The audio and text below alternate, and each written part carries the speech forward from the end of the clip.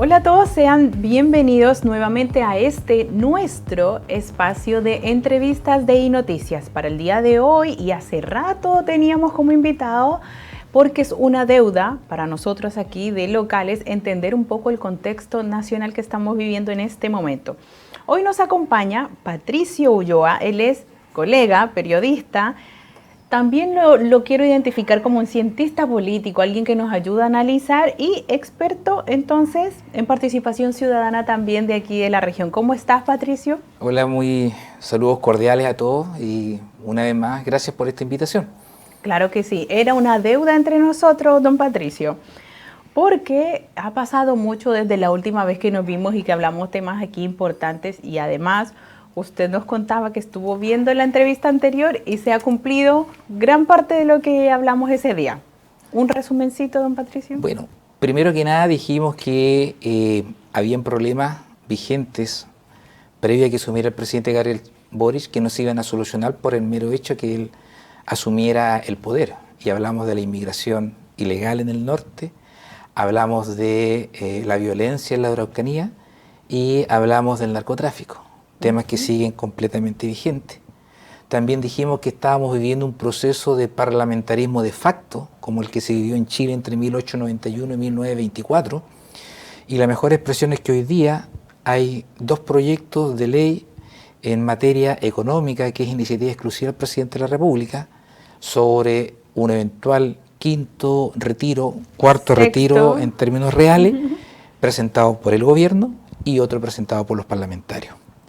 Y además en un contexto además de muchas expectativas frente a un escenario que también vaticinamos de una economía con un escenario de inflación, con un escenario además de que no ha habido un proceso de pleno empleo, de recuperación de los empleos anteriores a la pandemia, para no hablar de la crisis social de octubre del 2019. Sí. Por lo tanto es un escenario que está plenamente vigente. Y además con algunos otros componentes, como dijimos también, que el presidente Gabriel Boric iba a estar en una situación excepcional en el sentido de que asumía el gobierno con una carta magna vigente como la de 1980 y eventualmente pudiera terminar su periodo con una constitución distinta, que es la que debería someterse a plebiscito obligatorio para todos los ciudadanos mayores de 18 años el 4 de septiembre de este año. Ya casi. Ya casi. Ya casi, porque el tiempo corre. Don Patricio, y con respecto a ese último tema, que es que nos ha causado mucha curiosidad las últimas semanas, la Convención Constitucional, un proceso nuevísimo para Chile, ya que la anterior no fue participativa como esta, y también un poco indeciso, inseguro, no sabemos qué va a pasar en Chile, no se había hecho de esta manera una constitución. Así que el proceso ha sido un tanto bulloso, se habla mucho de él. Sí, yo creo que aquí, en primer lugar, hay que distinguir quiénes son los actores y actrices de este proceso. En segundo lugar, cuáles son los productos que comienzan a entregar, que son fundamentalmente las normas que se han aprobado en el plenario de la Convención por 2/3.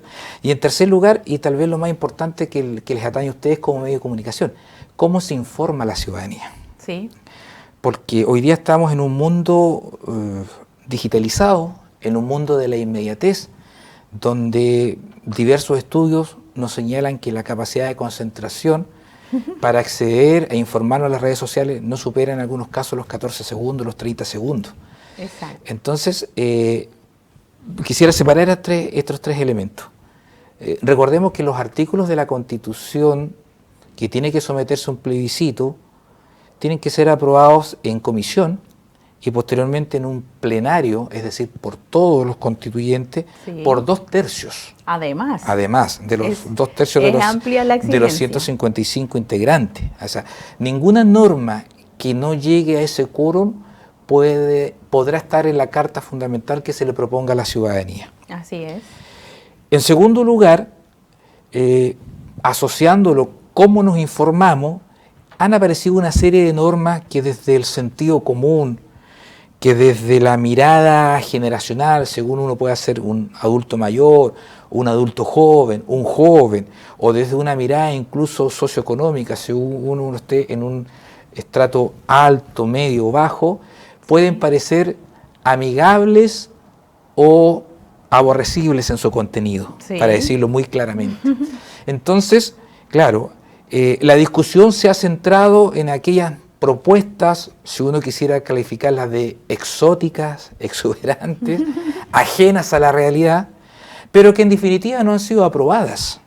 Claro. Yo quisiera invitar a la ciudadanía a que pudiera acceder a distintos instrumentos que están tanto en las webs oficiales del Congreso, de la propia Convención Constituyente, donde se va informando cuáles son las normas que ya están aprobadas, cuáles son las normas que pueden ser objeto de alguna discusión o sometimiento a una aprobación posterior.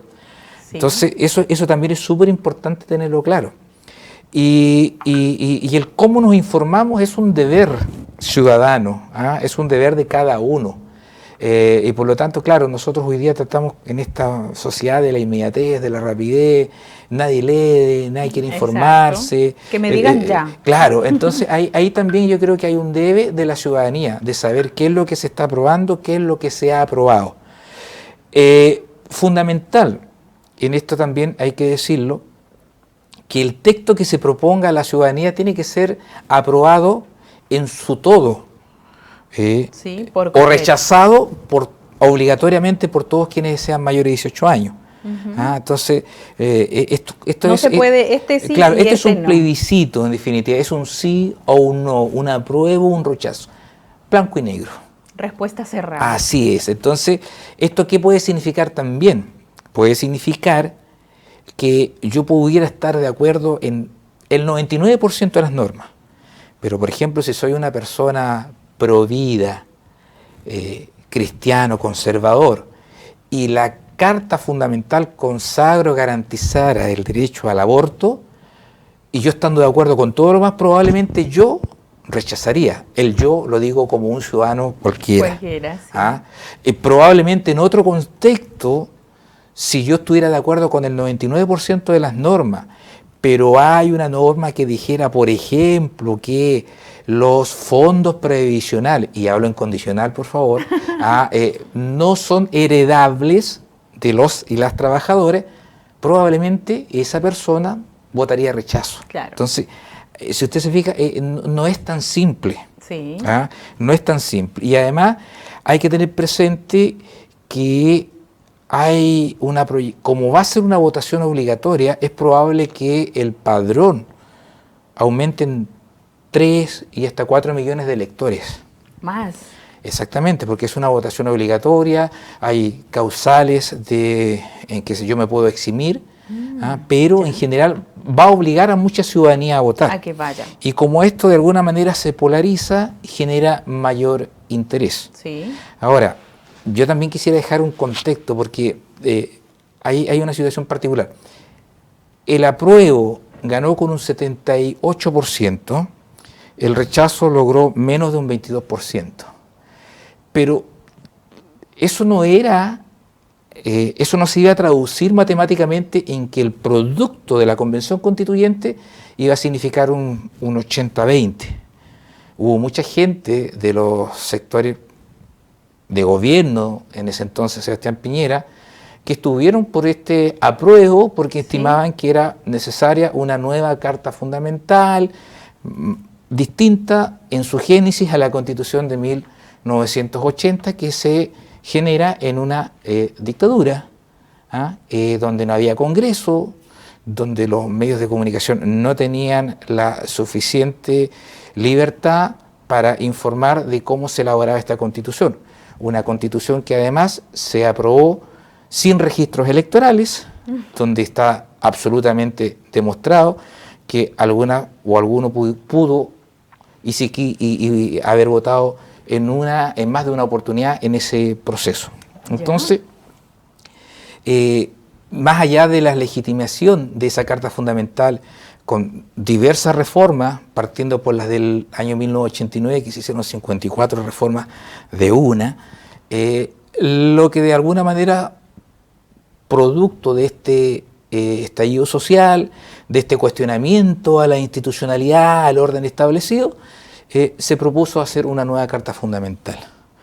Obviamente, también, haciendo un poquito de memoria, lo comentamos que este proyecto de Carta Fundamental iba a tener algunos matices distintos de la actual Carta vigente, la Constitución de 1980, porque si ustedes la revisan pueden ver que la Constitución consagra en el capítulo de los derechos y deberes fundamentales una serie de libertades: libertad de educación, libertad al trabajo, la libertad económica, y vemos una contrarrespuesta, una reacción normativa donde se consagra una serie de derechos. Sí. El derecho a la educación, el derecho a la salud, el derecho al medio ambiente, sí. Y era previsible que así iba a ocurrir. Ahora, lo importante es que la convención tiene una tarea, que es terminar un producto, que es una carta fundamental, una constitución, una carta magna. Y será la ciudadanía la que tendrá, más o menos informada, la obligación de pronunciarse. Recordemos que está establecido que si la Constitución se aprueba, hay un plazo dentro del cual entrará en vigencia. Si esta propuesta de Constitución se rechaza, sigue vigente la actual Carta Fundamental.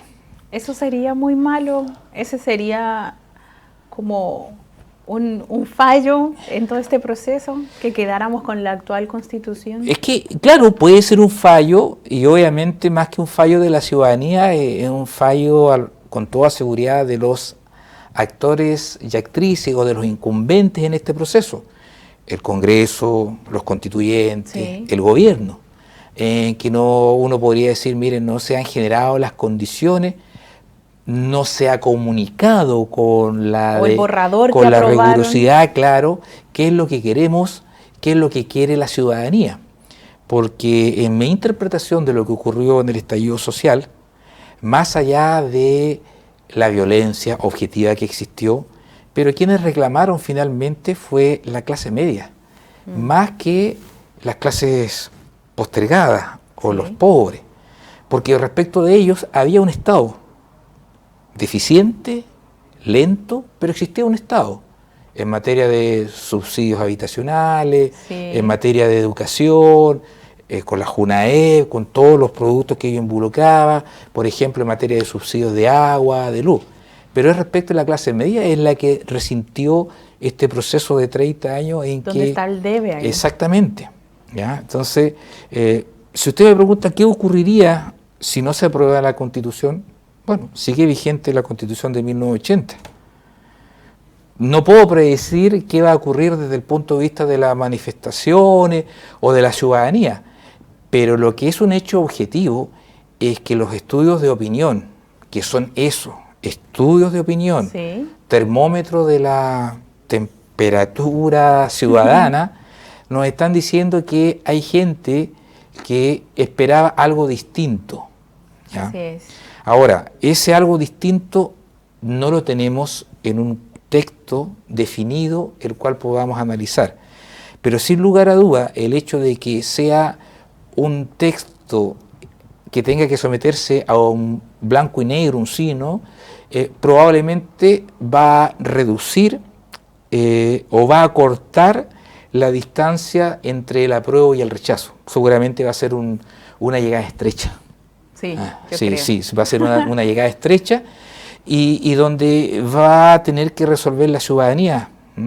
Eso es lo más importante. O sea, eso es una propuesta que la ciudadanía debe resolver. Ahora, es también súper interesante ver cómo se han ido dando ciertas discusiones en la Convención Constituyente, porque de alguna forma uno pudiera interpretar, y más que interpretar, constatar dos cosas. Primero, el sistema político, económico, social y hasta cultural vigente en Chile fue establecido por un gobierno de facto, por una minoría, que en primera vuelta nunca ha ganado una elección, a diferencia de los gobiernos de Elwin y el gobierno de Frei Ruiz-Tagle, que ganaron en primera vuelta.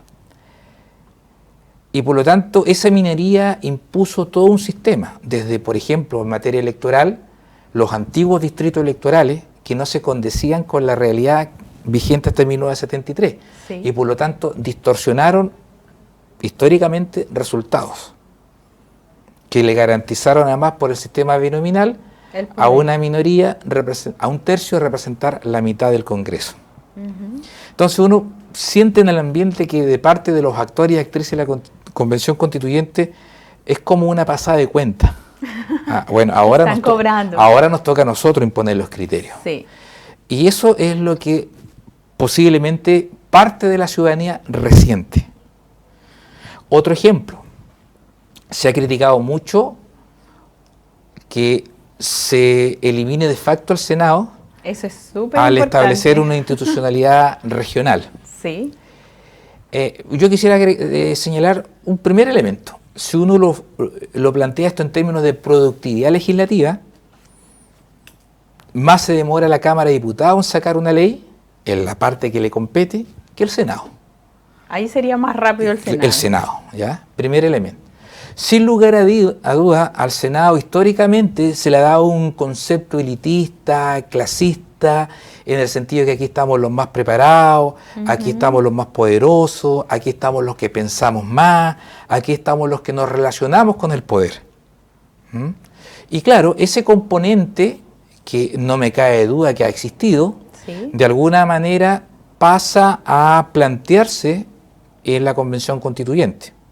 En mi concepto yo hubiera planteado eliminar la Cámara de Diputados, hubiéramos dejado un Congreso unicameral, un Senado representativo de todas las regiones en proporción, Sí. bajo este criterio de productividad legislativa. ¿Mm?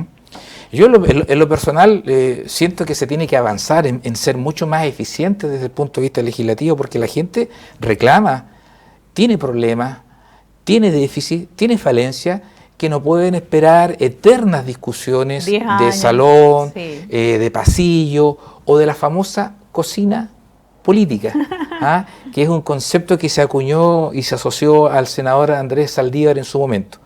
Cocina política que, por cierto, también ha existido en la Convención Constituyente. Sí. Y con una agravante. Hay varios hitos de discusión en comisiones, en acuerdos, en procedimientos de los cuales no existe actas, no existe una constancia. ¿Cómo se llegó a eso? No lo sabemos. Y puede de alguna manera generar algún tipo de complejidad. Ahora, quisiera también señalar un punto súper interesante, porque el Senado, una de las grandes virtudes era generar algún tipo de estabilidad, porque podía haber una mayoría que ganara en la Cámara de Diputados, como ocurrió, por ejemplo, con la democracia cristiana del año 1965, bajo el eslogan de Un Parlamento para Frei, Eduardo Frei Montalva, donde con el 43% obtuvo 82 de los 147 diputados, o sea, la mitad más uno sin ningún problema. Claro. Pero como solo se elegían de los 40 senadores, se elegían 20, las regiones pares, la democracia cristiana solo eligió 11. Probablemente si se hubiera elegido el mismo día todo el Congreso, la democracia cristiana hubiera sacado una mayoría importante para legislar. Entonces el Senado tiene esa figura de alguna manera constituirse en un freno, en darle cierta estabilidad, porque las mayorías son transitorias. Sí. Y tanto es así que el año 70 la democracia cristiana, que pensaba gobernar 30 años, le entrega el poder en una elección democrática a Salvador Allende. Entonces, son elementos que hay que tener presente en estos procesos. Un proceso de discusión que ha sido súper rápido, digámoslo también. Sí. ¿Cuánto llevamos? ¿Meses? Bueno, claro, eran 9 meses, se amplió a 3 meses más, Sí. o sea, un año, y con una primera parte muy centrada en lo procedimental, en la forma, en Sí. el cómo se iba a trabajar. Sí. Y en el recorrido que hicieron por las regiones también. Sí, después, claro. Los cabildos. Hay otro elemento también, o sea, el gobierno del presidente Gabriel Boric, a mi juicio, sin mucho margen, también se ha plebiscitado solo. O sea, él dicho, nosotros queremos que el plebiscito tiene que ganar la opción apruebo. Por lo tanto, el gobierno se ha plebiscitado solo, porque pudiera ganar el rechazo. Sí. O pudiera ganar el apruebo con 50 más 1. Entonces el gobierno también se debilita si eventualmente no hay un buen resultado en el plebiscito del 4 de septiembre. De salida. Una fecha histórica por lo demás, porque esa era la fecha en que se hacían las elecciones presidenciales hasta 1970. ¿Ah? Ahí se están marcando hitos también. Claro, para que lo tengamos presente, es bueno recordar cómo funcionaba la institucionalidad antes del golpe de Estado de 1973. Don Patricio, me avisan que el tiempo en televisión es súper corto y teníamos hartos temas más en nuestra lista, así que yo creo que necesitamos agendar una nueva visita. Yo le pido a usted que se dirija a su cámara y le dé un saludo a todos los ciudadanos que nos ven aquí en nuestro noticiero. Bueno, a los televidentes de INER quiero darles un afectuoso saludo e invitarlos a informarse de este proceso que nos compete a todos, que nos afecta no solo a nosotros, sino que a nuestros hijos, a generaciones presentes y futuras. Y no todos los días somos invitados a participar de un proceso que defina lo que nos atañe no solo en el día a día, sino que también en el futuro de nuestra actividad personal, familiar, laboral, social. Claro que sí. Muchas gracias por su tiempo, don Patricio. Muchas y gracias. Yo los dejo a todos ustedes cordialmente invitados a nuestra segunda tanda de iNoticias. No se muevan de nuestra sintonía.